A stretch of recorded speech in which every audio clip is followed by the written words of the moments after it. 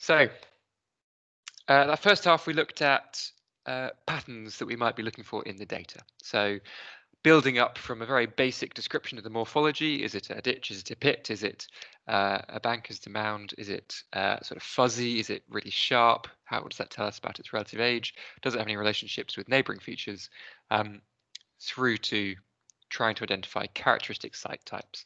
Can we only say it's a ditch or a pit, or can we be more definitive in how we interpret the site? Is it a chalk pit, chalk quarry, or a clay quarry? Is it a round barrow or a motte, or mill mound or prospect mound, or all these different types of more diagnostic site, hill fort, that kind of thing. And in some cases we'll be able to. As I said, don't panic. In many cases, we just simply can't. The LiDAR data on its own doesn't give us enough information. But one thing we can do to try and improve our understanding of the landscape and the things that we're finding in it is to bring in extra sources of information to use alongside the LiDAR data, to give it more context, to understand what else is known about this particular part of the landscape. LiDAR on its own, as I say, I wouldn't recommend using. And that's why we designed the portal in the way that we did, to try and give you lots of extra context along with the LiDAR data. There's no hard and fast kind of checklist of different external information sources that you might consult in order to understand a particular feature type. And it will vary according to where in the landscape you're looking and what sort of type of thing that you're seeing. But there's a wide range of things that you may well want to look at, and lots of those you can look at from the comfort of your own home for free without having to worry about getting out into the rain. So let's talk about a few of the things that you might use. A caveat to always bear in mind is that many data set, every single data set that's ever been produced in the world, every single piece of mapping will have kind of flaws to it in some ways. It may not be perfectly accurate in some ways. It may not show everything in some ways. It may not be particularly consistent in some ways. So you must always bear that in mind with whatever data set you're using, and we can chat as we go through about some of the potential caveats of the data sets that we're looking at. So as a kind of nice little mind map of different things that you might be using to create your level of interpretation that you're going for in the LiDAR data. Obviously, the key things that we're using with our portal are our LiDAR visualizations, and I think it's good practice to use both the visualizations that you've got in the portal. So use both the local relief model and the multi-directional hillshade, because they do show you different things and different levels of clarity with the data. So that, I think, is step one. Step two, I think probably let's go down to the bottom right here, modern mapping. You've obviously got the Ordnance Survey 1 to 25,000 map in there, and that I think is it's just a really good base map that allows you to know where in the world you are, what the landscape looks like, the contours. It shows you towns, settlements, farms, woodland versus fields, all these kinds of things, routeways, railways, all that's on there. So really good just to be flicking that on and off with your LiDAR data, just to be checking where in the landscape you are. Another source that you can use in the portal, but then there's other external sources I'll show you as well, is of course aerial imagery. In the portal, you've got access to the satellite imagery, the Bing satellite imagery, which I think can be really handy for understanding what might be going on in the landscape, because it will have things that the Ordnance Survey map doesn't have on it. For example, it may show you little clumps of trees that give you a clue as to what this thing that you've seen in the LiDAR is that aren't necessarily marked on the Ordnance Survey map. They may show you a field with loads of cows in it, and just the fact that you can see cows in that field may help you interpret this funny little divot in one corner, because of course that turns out to be their feeding trough that they've walked to every day for the last 40 years. And so it's created a divot in the landscape, and you can interpret that from the aerial image. The Ordnance Survey map doesn't tell you that. The LiDAR won't give you an easy answer for that. Historic maps can be really useful. And again, we've got the 2nd edition Ordnance Survey map in the LiDAR portal, so that dates to between 1860 and 1880. But there's all sorts of historic maps that you may be able to get hold of online or in your record offices, which can really help help you to understand what might be going on in the LiDAR data. And then I've left this one till last, but it's possibly the most important, and that is to look at what else is known about archaeology in the landscape that you are examining. That might be the scheduled monuments, which we have put into the LiDAR portal. So these are sites that are recorded by Historic England. Um, but it may be there are thousands more sites in the landscape that are recorded not as scheduled sites, but just simply in the local HERs, the Historic Environment Records, or Port of Antiquities scheme, or it may be that there's been excavation there from a local society or a university, and they may well have excavation reports that are available. So we'll look at ways to get hold of all of this data.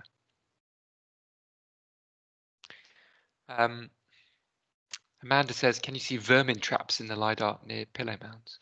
I can't say that I have seen anything like that. No. Let's chat about that one more to map or something, I think. So general starting point, I think, will be a combination of LiDAR visualizations, modern OS mapping, and satellite imagery. And those three things together will give you lots and lots of context to what you're looking at. As I say, it'll solve quite a lot of questions of, is this thing modern or not? Is it real or not? Is it an artifact in the LiDAR data or not? Is it already mapped or not? The stuff I'm talking about now, of course, is UK specific, but if you're working in LiDAR data in Italy or Germany or Australia, America, the principles, I think, still hold true of the search for external data sources. So one of my favorites, and one that I think everyone should have downloaded on their computer, is Google Earth Pro. I don't know if you've come across it before, but Google Earth is essentially a bit of really easy to use GIS, basically, and it contains, importantly for us, satellite imagery of the whole Earth, but really good quality satellite imagery over Britain. And it doesn't just have one satellite image for the landscape. It allows you to look back through different eras of satellite imagery. And so it'll have probably 5, 6, 7 different satellite images for any particular part of the landscape that date to between this year and in many cases back to sort of 2003, 2005, when they started to regularly collect that imagery. In some parts of the landscape, it also actually has aerial photography that was conducted in the 1940s over some parts of the Chilterns, and some parts of Britain as a whole. So really, really helpful to have that as well. And that's great for assessing modern landscape features, e.g. how is this landscape being farmed? Is there great big landscape changes like bits of woodland being cut down or replanted, reforested, housing estates being constructed, new railways being cut through the landscape, all this kind of thing. You're trying to interpret landscape gardening, really good for that kind of thing as well. So Google Earth Pro, brilliant. It's free, despite the name Pro. It's a free download, free to install. And you just, sorry, this is a really fuzzy screenshot, but at the top there, you can see there's this little green button. See it more clearly down here. It's sort of clock with a green arrow, and that allows you to cycle back through different eras of aerial imagery. So that's Google Earth Pro, really, really helpful and free. Another really important one that I think, I use every day, and that is this website called Heritage Gateway. It's an annoying website because every other day it seems to have a problem with it and some bit of it seems to not be working. But when it's working, a brilliant website. So heritagegateway.org.uk, if you just Google Heritage Gateway, it will come up. And what this allows you to do is essentially search a whole host of different databases relating to English archaeology, English heritage.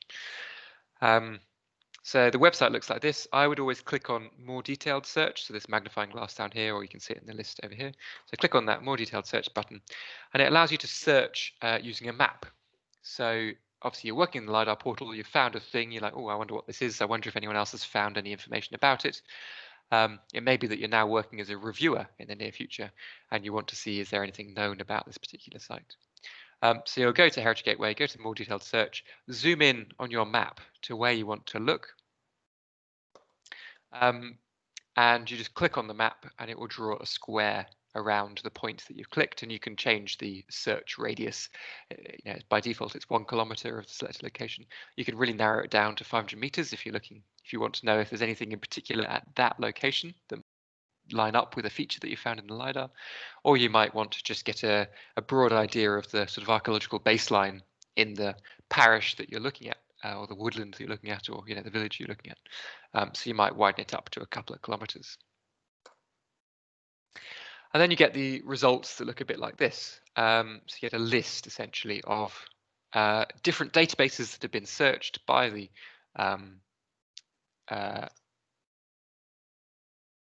website, and you just have to click on each one and it will tell you what those results are.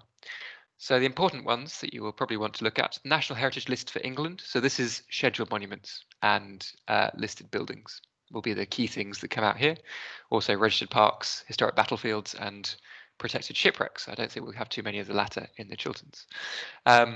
So those would be really good to look at to see what's in the National Heritage List for England. So that's a statutory database maintained by Historic England.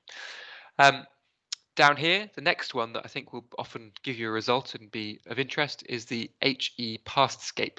Confusingly, this is a slightly different data set from the National Heritage List for England. It is stuff that is not necessarily scheduled, but is recorded by Historic England in their national data set.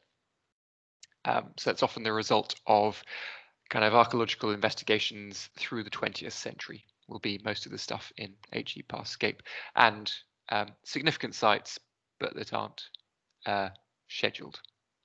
So a sort of weird subset. So some of them may be scheduled, some of them may not be. Weird subset of data.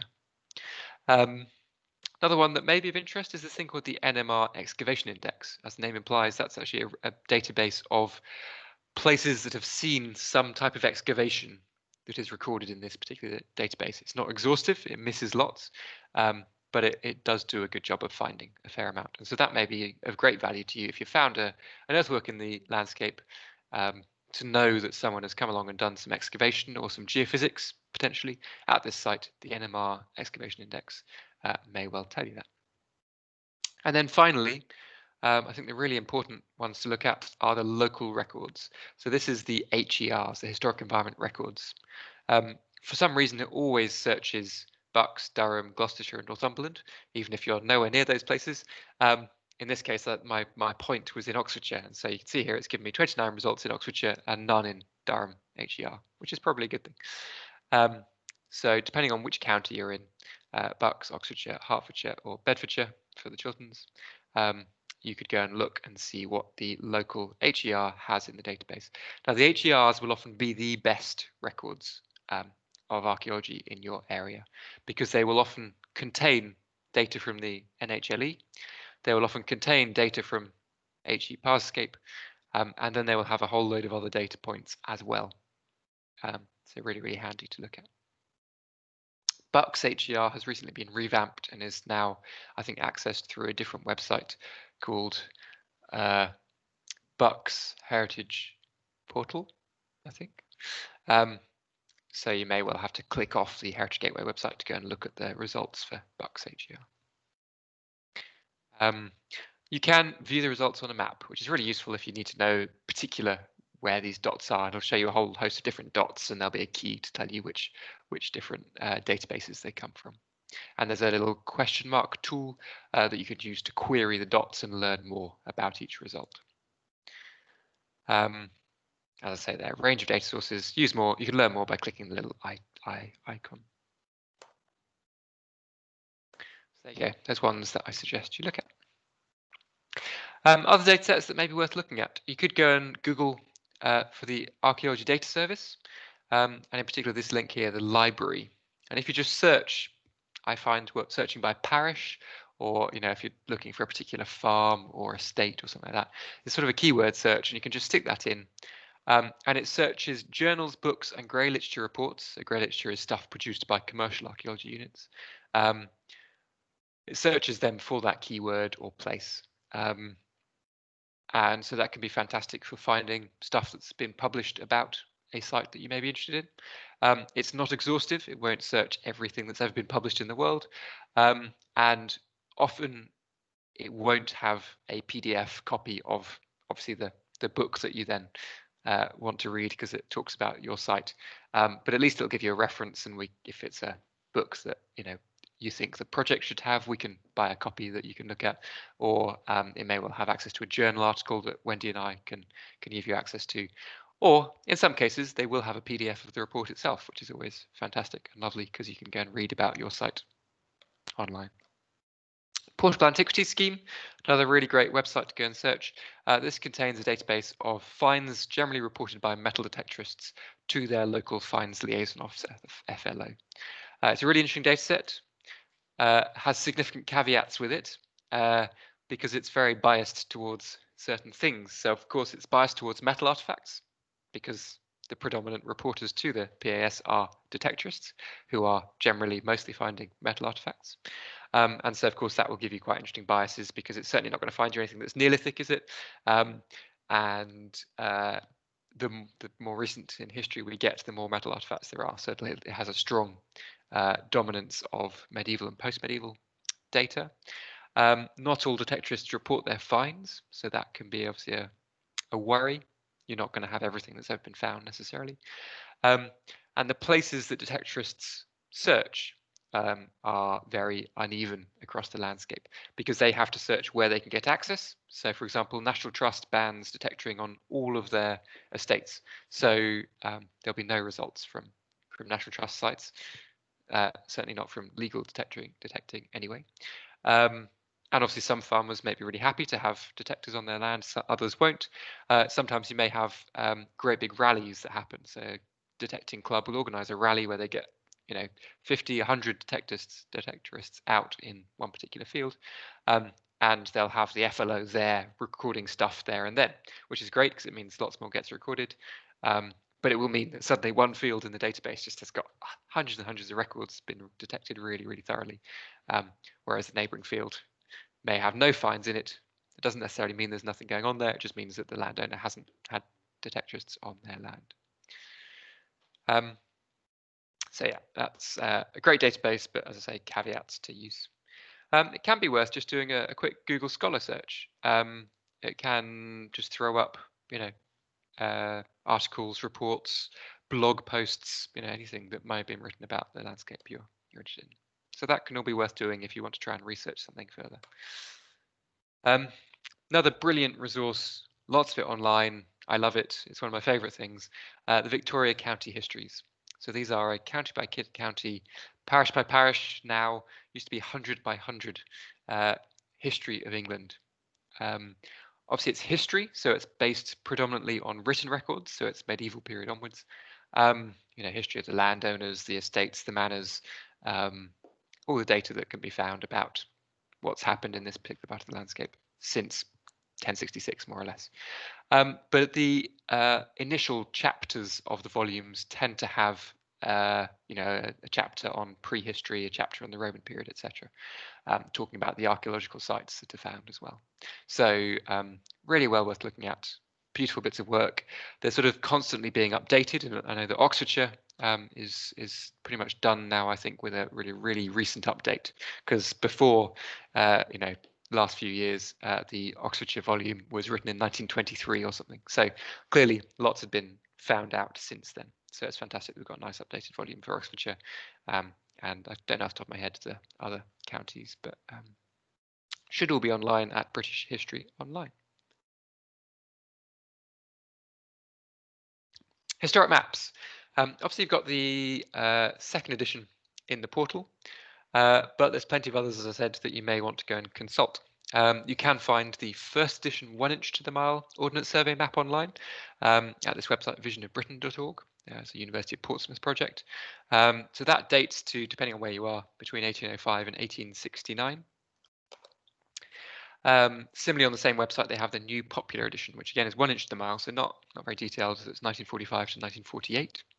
It's a really interesting period because it's that, so it contains lots of mapping of World War II sites. But probably my favorite website, another one of my favorite websites in the world, is the National Library of Scotland website, who are the providers of our second edition 6 inch to the mile map that we have in the portal, but they have a whole list of loads and loads of different maps.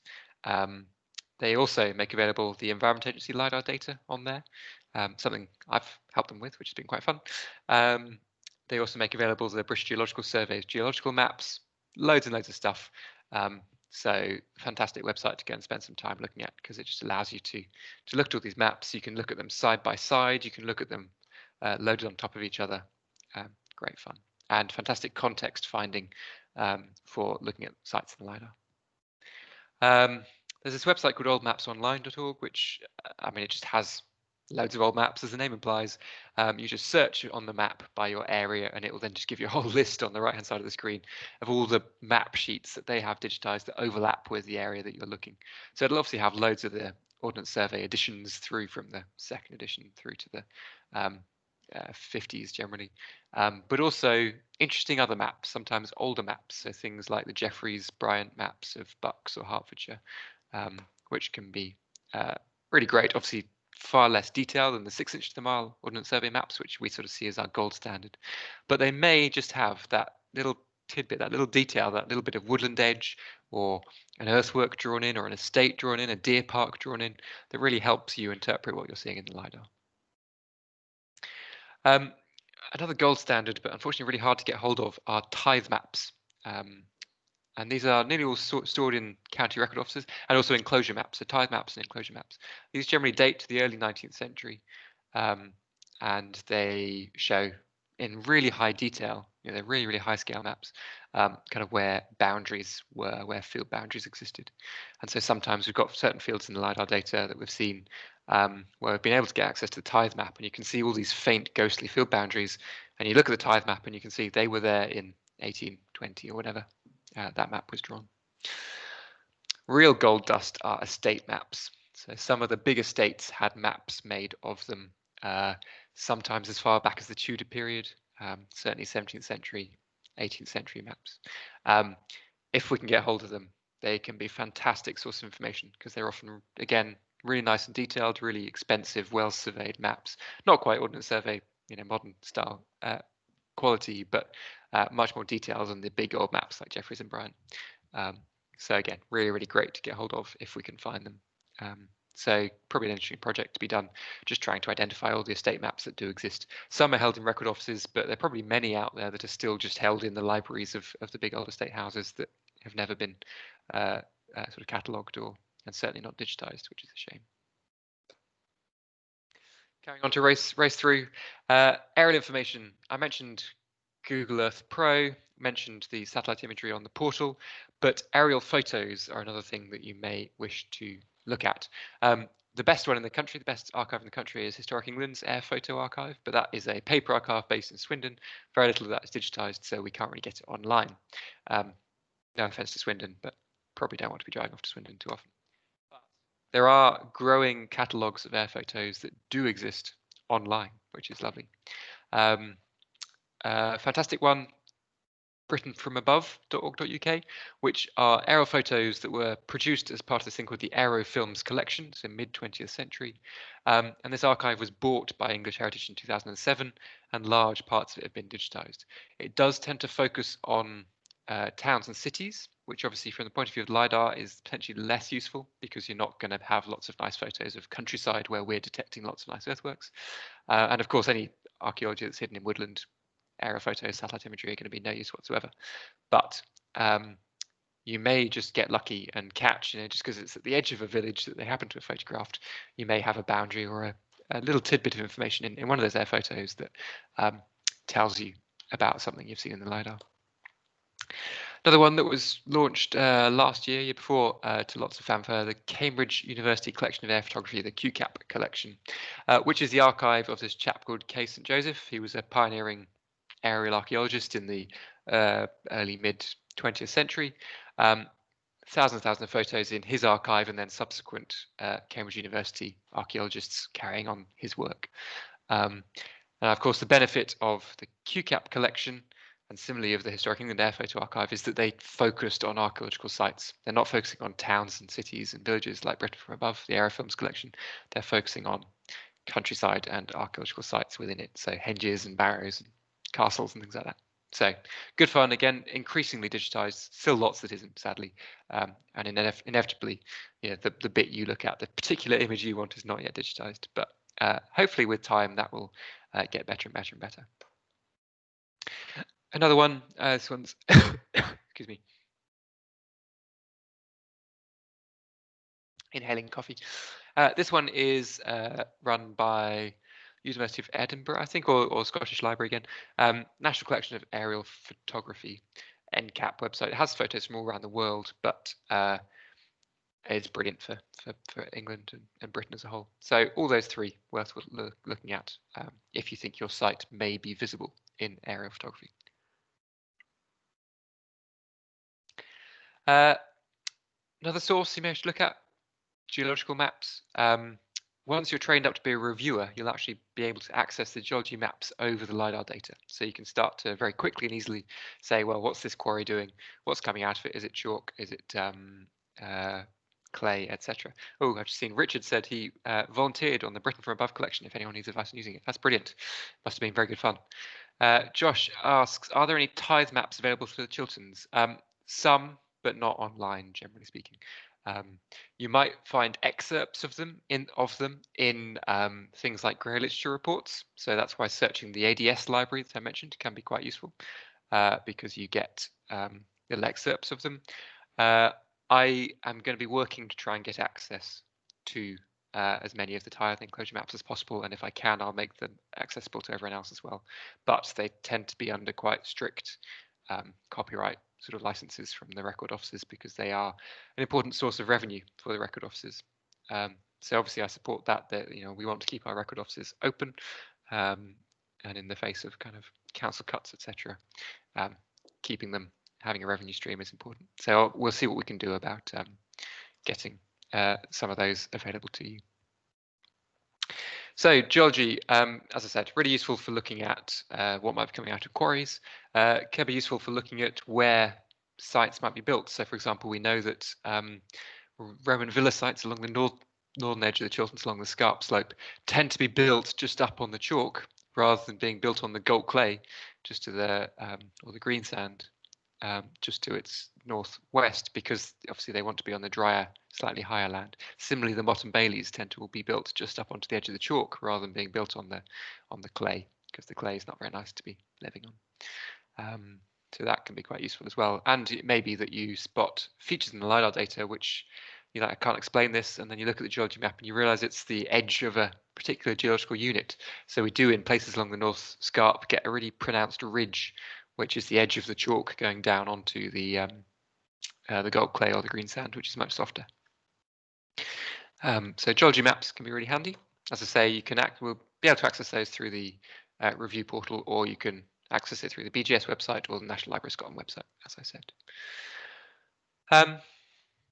That's all my slides pretty much. I've just realized I've got to the end. Very quickly to finish, I'll just show you an example of kind of the research, you might call it sort of almost a regression analysis into the landscape of what we can learn about parts of the landscape. The reason I looked at this one was it came to light I saw it on Twitter. It was a local newspaper article about a sinkhole that had opened up in a playing field. This is in Buckinghamshire. I can't quite remember the name of the place off the top of my head. It'll probably come up on the next slide. This amazing sinkhole had opened in a playing field, and I wanted to see whether the LiDAR data could tell us why this had opened. Because sinkholes aren't very common in the Chilterns, and they certainly don't often look like this. This is quite unusual for a Chiltern sinkhole. They tend to be much sort of larger, water-created things with sort of streams running down into them. So this is what this particular playing field looks like in the LiDAR data. And now the first thing that I spotted and thought was quite odd is the texture in here. Can you see it's kind of got a stripy texture in this playing field, which is really weird. It's this sort of really irregular pattern to it. And what that makes me feel, together with this edge that you can see going around here, it's got sort of an edge around here, and then a lower terrace on this side, and then down to the road over here.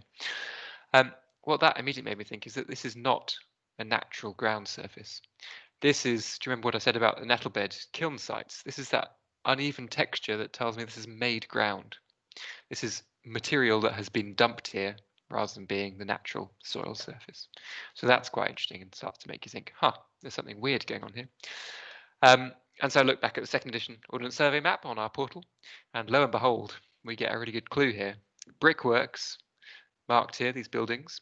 We've got a these little hachures around the edge here that show us that this used to be a pit. So clearly they've been quarrying clay out of here, presumably if it's a brickworks, although we'll challenge that in a second. They've been quarrying something out of here, and which used to have an edge, and clearly the edge here now goes down, whereas here that edge goes up. So yeah, I think that confirms our identification that this is made ground and actually has been dumped here. There's a whole lot of material that's been dumped here to fill in our quarry that existed here in 1880s. The other thing to note, I think, is this thing that says shaft, and there's a little white dot there. Now, that's quite interesting, isn't it? A shaft. Why on earth is there a shaft here? And to go with that, if we look back at our LiDAR, this really intriguing circular deep black hole somewhere up here, which is also interesting, given that now we know that there may be shafts in the vicinity. Looking at the National Library of Scotland website, we get some more evidence, and this is the revised edition. So it's early 20th century now, so a few years later than the second edition.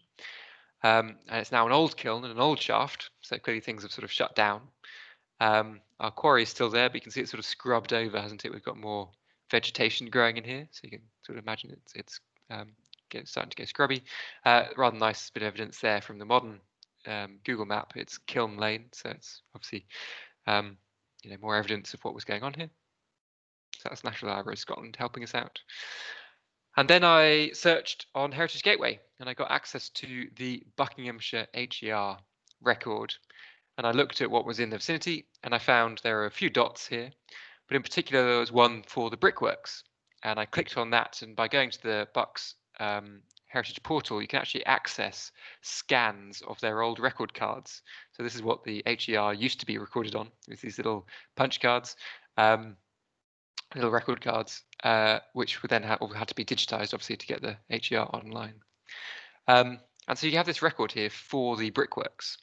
So period, post-medieval, site or object type, brickworks and lime kiln.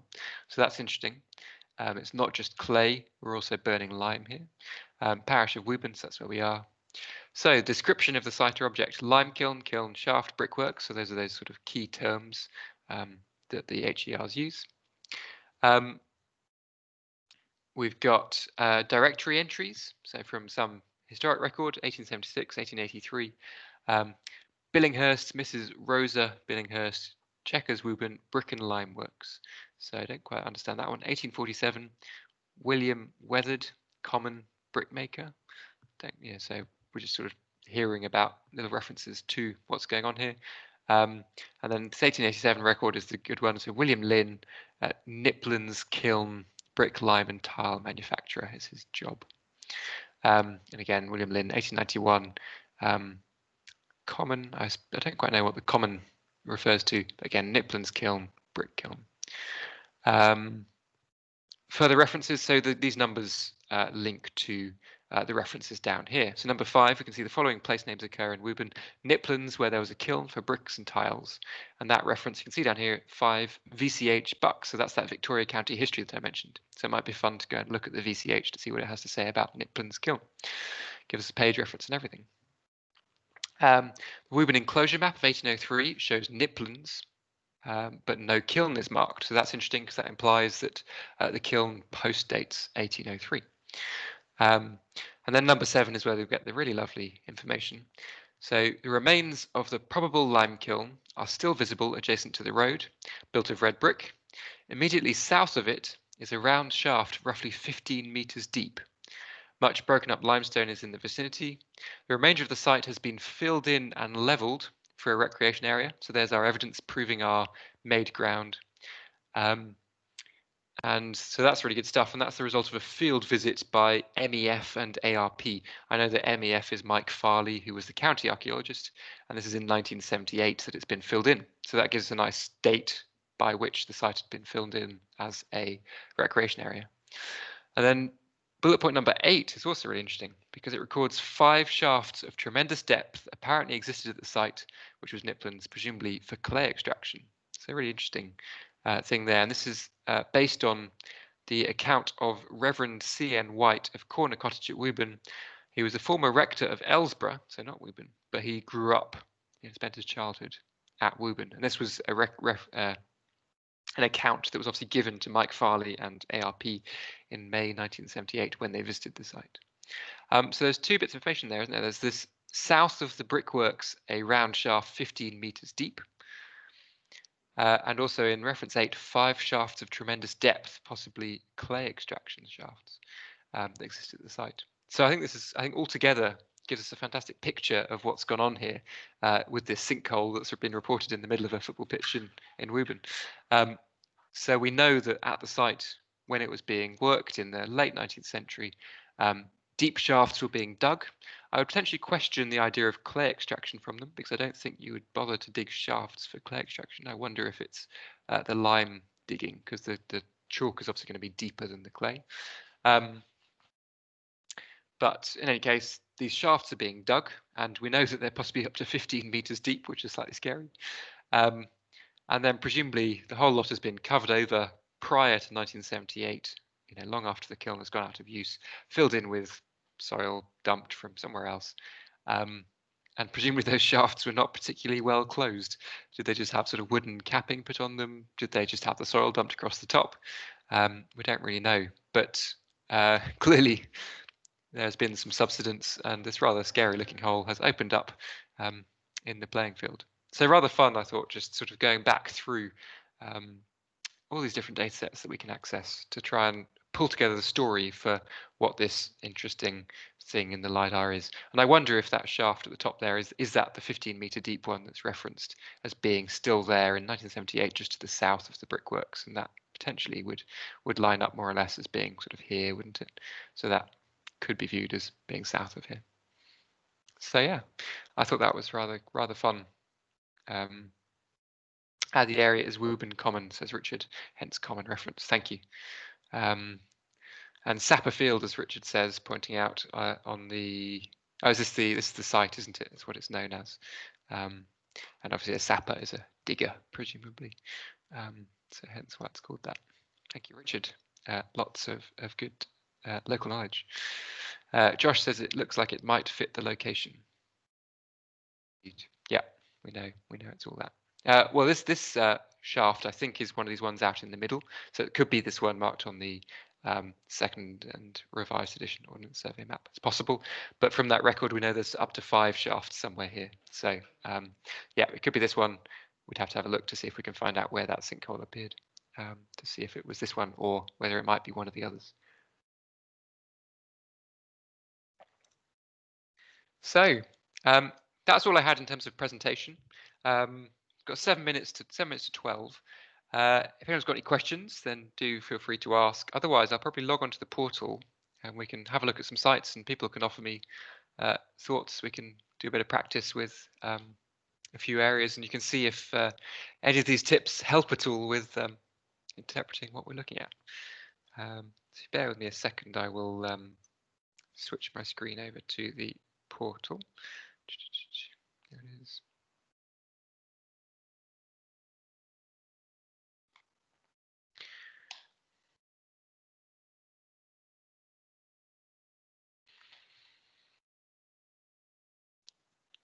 Right. So let's go and have a look. Let's start on Scarpedge. No, let's have a think. Where might be good fun? Let's go to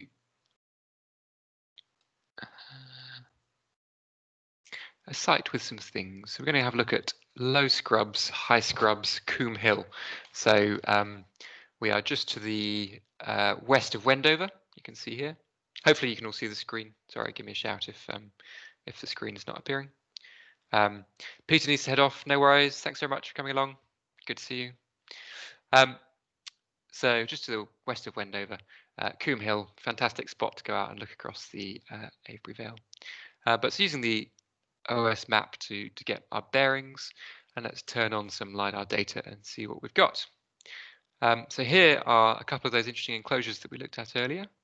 So we've got our bank and ditch here, haven't we? So the white line making a bank, and then just on the outside of that, a ditch running around, and it obviously turns nice, neat right angles. It's obviously got a nice, neat gap through the middle there. Let's have a look at the multi-directional hill shade just to see if that changes our view of it at all. gaps not so clear, is it? But that could just be chance of the orientation. Doesn't quite work so well. But nice and clear in the local relief model. But no trace whatsoever of any return on the back side there, is there? So I would be tempted to suggest that there didn't ever exist the rest of that enclosure. We've obviously got these footpaths snaking through here, presumably relatively recent. But not even a hint of a faint earthwork of the rest of that enclosure. So quite interesting. Not something I know how to interpret, really. It's quite strange, isn't it?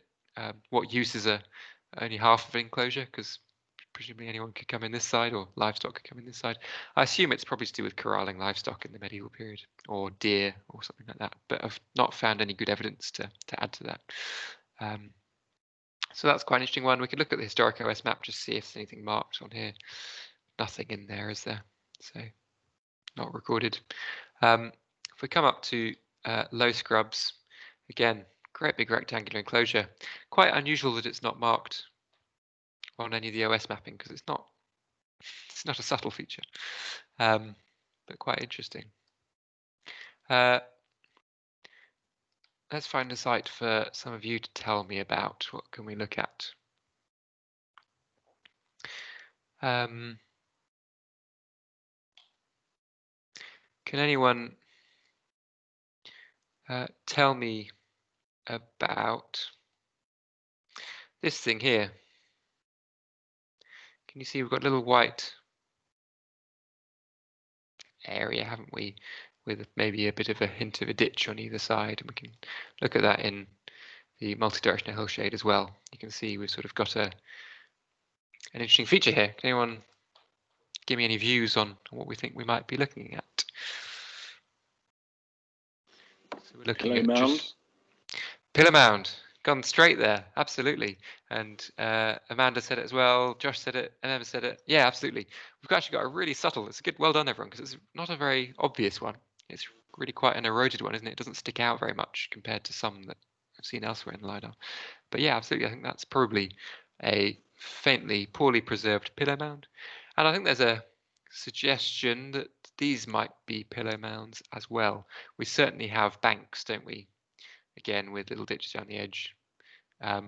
Obviously being messed around at this end. I think it's been destroyed by some sort of quarrying or sort of digging of stuff out at that end. But again, two, I think, reasonable candidates for being pillow mounds up here. Yeah, well done. Any thoughts on this? Can anyone describe this for me and give me any views on what it might be? This black line coming through here. A cross dike. Going straight in for the good interpretations here today. Really good. Yeah, so certainly let's go and start with a basic description. We have a ditch, don't we, running along here.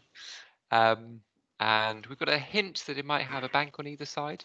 We'll double check with the multi-directional hillshade to make sure that this is real and not an artifact of that local relief model and its kind of little halos that it puts around things. But no, I think there is a real bank, certainly to the north, and maybe a hint of one to the south, although it's not quite as clear. Yeah, there's a hint of a bank to both sides. So we have a ditch with a bank on both sides. And what else can we say about it? It's running across sort of the top of this flat top of Coombe Hill, isn't it?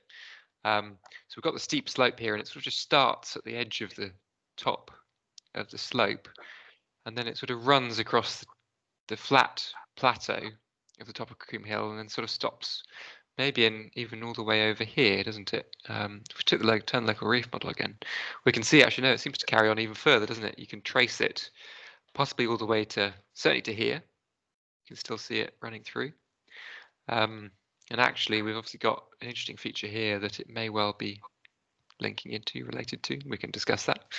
But what can we say it is? Basic description, it is a ditch with a bank on both sides that runs across the sort of plateau of Coombe Hill from the western edge of the hill, the top of the break of slope, somewhere to the east where it sort of fades out and later activity has destroyed its eastern extent.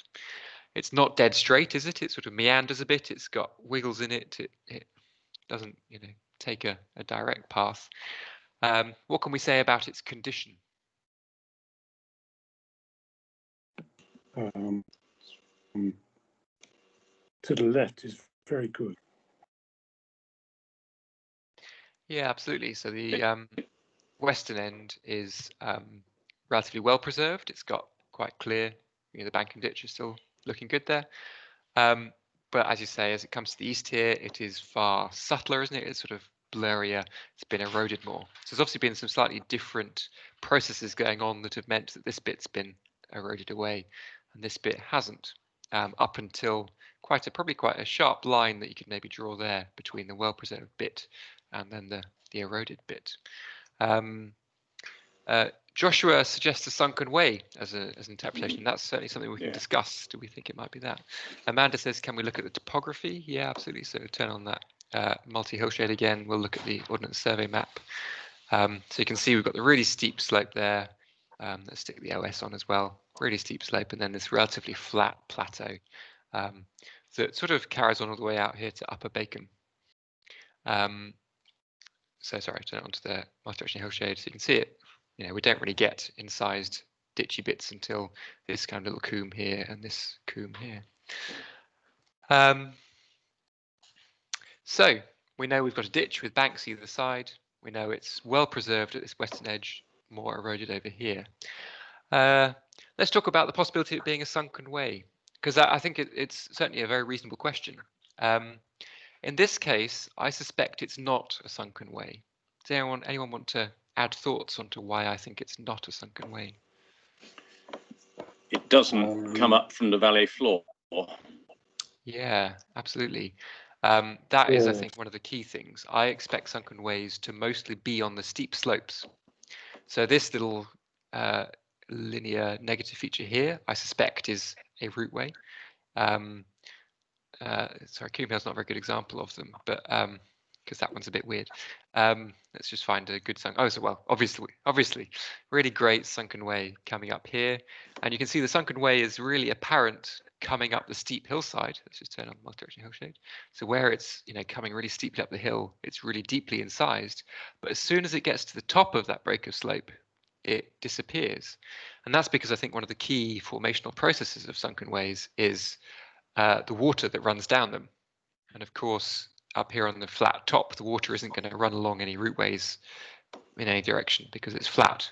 Whereas as soon as that, we get a hint of going downhill, all the water is suddenly going to start concentrating and flowing down the sunken way and helping to erode it. So that, I think, is one reason why I would potentially be leaning away from an interpretation of this as a sunken way. The other reason is that we've got that hint of a bank on either side. A sunken way probably wouldn't have a bank on either side. It should just be a sunken hollow that then comes up and goes flat at the top, straight out into the surrounding areas. Whereas this one has that little hint of a bank, a mounded bit of earth, which implies someone has created this. Someone spent time digging this out and mounding earth up in a different place. So yeah, so going back to, sorry, I didn't see who originally said it. Was it Richard or Robert who said possibly a cross ridge dike? Robert. It was Robert, yeah. So yeah, I think this probably does fall into that category of prehistoric, later prehistoric linear features, linear monuments built through the landscape, which might include what we'd call cross ridge dikes or cross dikes. We don't really fully understand them. We assume they're boundaries of some sort, but without lots of excavation, even with lots of excavation, we still don't get good evidence for quite what they're doing. Here's maybe a slightly more challenging question. Can anyone tell me why it's larger, deeper and higher here and less deep over here? Why it's more eroded over here?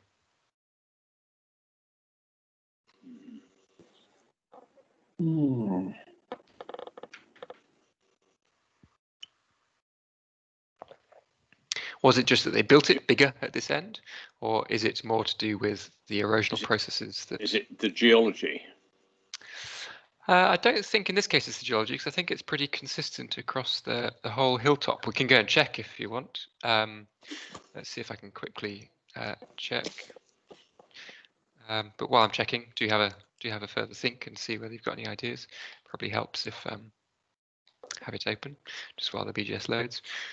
So just from, it's almost, I would say there's almost a sharp distinction here where it's well preserved and then suddenly it's much, much blurrier. Looks like I haven't got my glasses on. Just to the left of that line there. Any thoughts? There is a clue in the LiDAR. I think there's been a lot of ploughing Mm. on the plateau side. Indeed. So can people make out? It's almost a sort of tartan texture behind the landscape in here, which we don't really see down here. I can't see really stripes over here, whereas just to the right of kind of this line here, suddenly I've got stripes going north-south down here, and maybe some going east-west up here, sort of giving us our crisscross tartan texture. So absolutely, I'm not going to immediately say it's ploughing, but I'm certainly going to say we've had different, land use regimes to the right-hand side of a boundary that you can sort of make out. There's kind of a bit of a line coming down here. That suggests different management regimes. So let's have a look and see. Well, there's nothing on the modern OS map. The historic OS, I mean, there's that funny dotted line.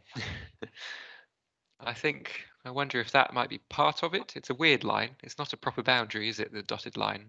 But you can see we've got A, the dotted line, and B, a distinction between, to the north and left of it, we've got these kind of scrubby marks of vegetation and hillocks, whereas here we've just got this mark of, I guess, grassland, I suppose, is what this is. So that implies, I think, some kind of different management regime going on. And so it's possible, let's just have a look at the aerial photo is the other thing I want to look at. Let's go back to our LiDAR. Tricky to see much in the way of distinction, isn't it? But yeah, nothing highly clear in the aerial image, but maybe I'd want to look at the some air photos and some the satellite imagery from different periods just to see if anything else does show up, suggesting a difference in management.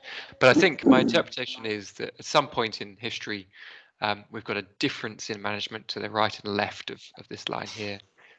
It might be ridge and furrow ploughing. It does have a hint of it, but it's not well preserved. Obviously, we've got different orientations. I'm not confident that it isn't to do with forestry management.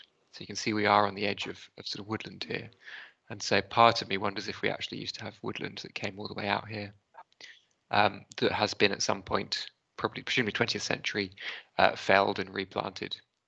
But again, I'm not entirely confident. Could be ridge and furrow, could be forestry. Happy with either interpretation, really. So yeah, that's why we have a distinction between well preserved and less well preserved over there. Joshua says ploughing or infill by sheet flow. Interesting idea. Yeah. Looks like a landowner might have attempted to enclose it. Yeah, absolutely. I think that dotted line certainly suggests some kind of different pattern going on there. Yeah. My Chrome is not responding. No. Anyway, we've gone 12 now, so obviously feel free to dash off if you need to get on with things, go and have lunch. Otherwise, we'll probably stop there. If anyone's got any questions, then feel free to ask. Do sign up for that reviewer training session. We'll be looking at how to use the review portal. You can come and have some fun helping us to turn all of our citizen records into our master database records. Hopefully is really satisfying and nice. I'll just show you, this is the review portal, to which you don't yet have access probably. And you can see here all the red records, there are citizen records. We've had 10,000 citizen records, 10,000 plus citizen records. And all the blue records are all the, I've just turned off. So there's all those red records.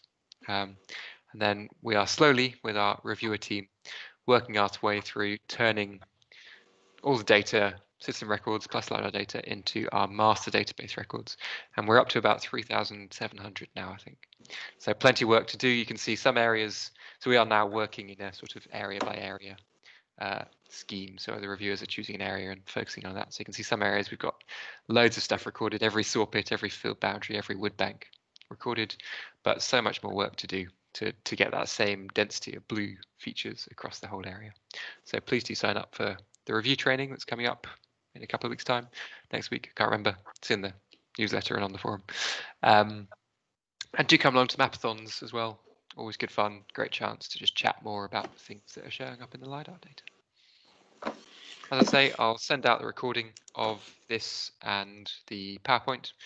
But otherwise, thanks very much for listening. Hope it was interesting, useful, has helped you look at the LiDAR in slightly new ways. And I hope I'll see you again in the near future.